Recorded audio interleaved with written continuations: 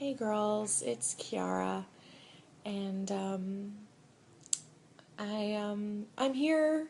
I'm back.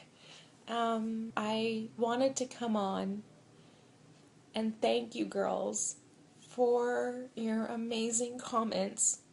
Your comments were so powerful, and even though I haven't responded to each and every single amazing comment, that your comments were so powerful and uplifting that I printed out all your comments. So when I'm feeling down, I'm going to look at your comments and tell myself, yeah, I'm not a failure. Yes, I deserve to be a mother. And yes, it will happen. And we, the community, we deserve to be mothers.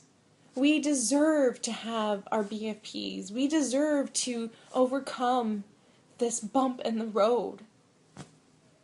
So thank you girls so much.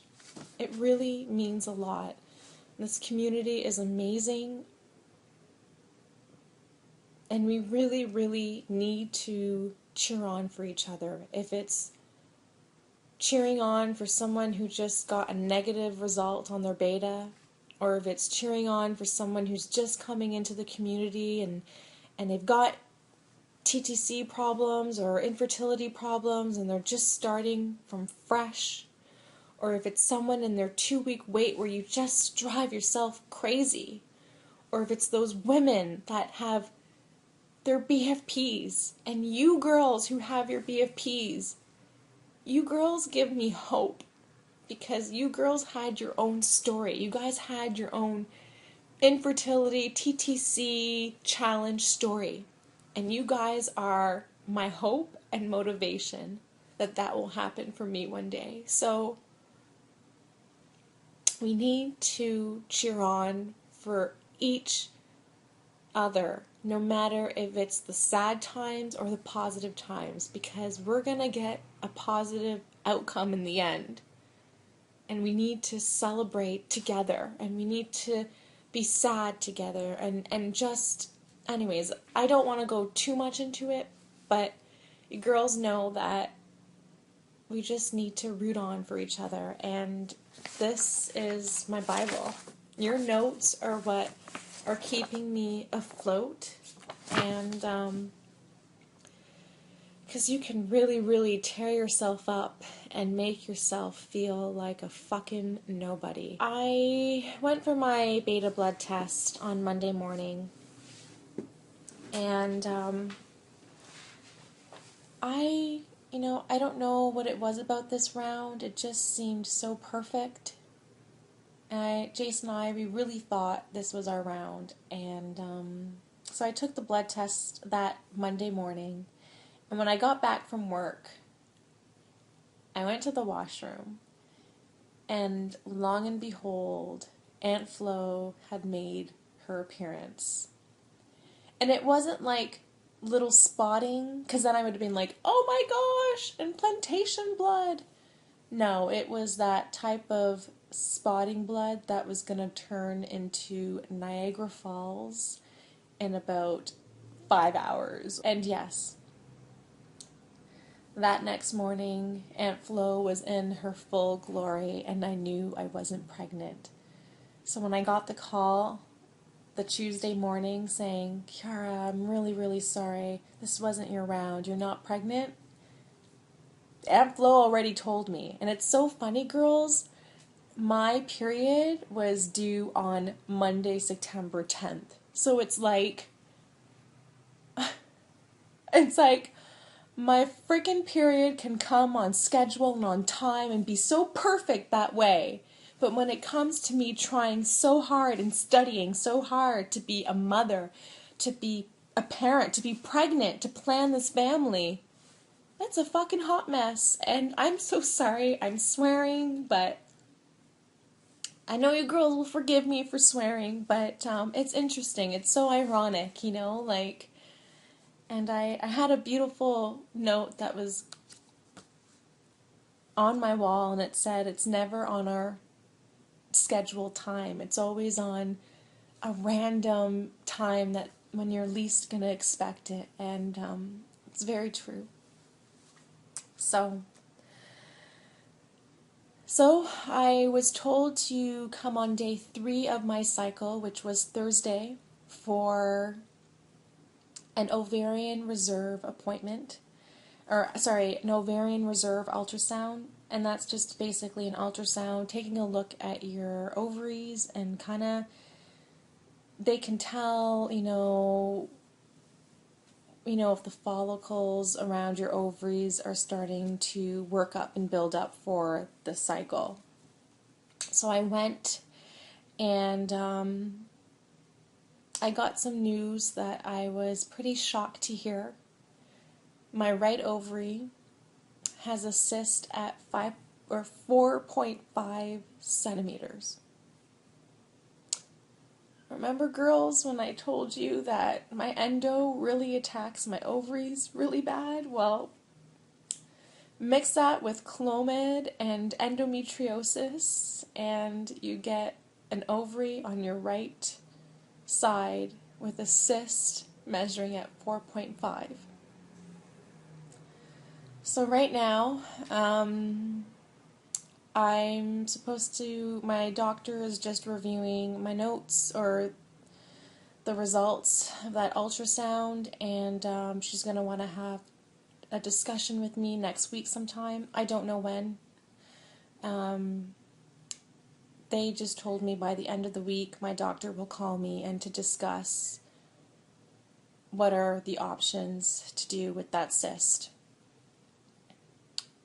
So, and they may have to do a procedure where they'll have to drain out the cyst. Now, I don't know the logistics behind it. I've just been kind of told a summary of what could possibly happen. So once I know more details, I will let you girls know. So 1, they can drain the cyst, or 2,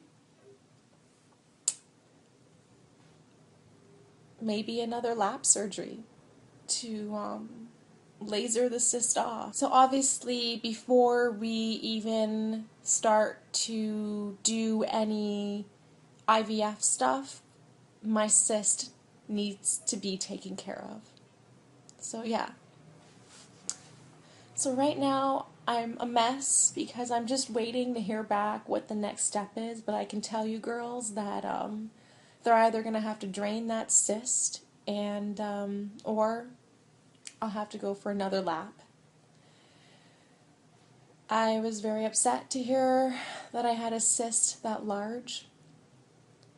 It was very hard for me to believe that a cyst could grow that fast. I feel like something was missed during these treatments, that someone wasn't paying close enough attention to that ovary, and maybe it was missed and it started growing, and maybe they thought it was a follicle, but really was a cyst. And they assured me that, given the severity of my endo, seeing a cyst grow in one cycle, like 4.5 centimeters, is actually possible. So that's pretty fucking scary. So that's where I'm at, girls. The most important part is that I just wanted to thank you girls for all your beautiful messages. So, a lot of you girls asked, why can't you do another IUI? Come on. Unfortunately, due to the severity of my endo and the size of my cyst, Clomid and endo are not a good mix, and because of having stage 4 endo, there was a risk of cyst being formed due to the high levels of estrogen that's based in Clomid. So when you're pumping someone with high levels of estrogen and they've got endo, you run the risk of having cyst, and I fell into that trap. So I hope this makes sense. I'm really sorry. I'm not my normal self. Like, I'm not my cheery self, but I'm thinking about you girls with all my heart. And like I said, I can't thank you girls enough for your beautiful comments. They're making me get by each and every day, each and every minute. And they're making me believe that this is going to happen for me when days where I don't. And I gotta tell you girls, I'm fucking scared. And I know you girls can relate, but I'm really scared. Like, I'm just really scared. And I think that's probably very normal for when you're coming to the realization that IVF may be the root of having your beautiful family. And I think I'm just going through a grieving process and an acceptance process of, IVF is going to be the way we go. And I'm also very anxious and nervous to hear of this other cyst, this large cyst on my right ovary, and do I have to have another lap surgery? Are they going to drain it? I want to know some answers, but I'm not going to find out till next week. And it's just like the 2 week wait over again. So thank you, girls. I promise I'm going to write back to each and every single comment that you girls wrote to me. And anyways, I hope that all made sense. And I'm so sorry for being just so down and stuff. But thank you so much, girls, for your beautiful comments. All right, bye.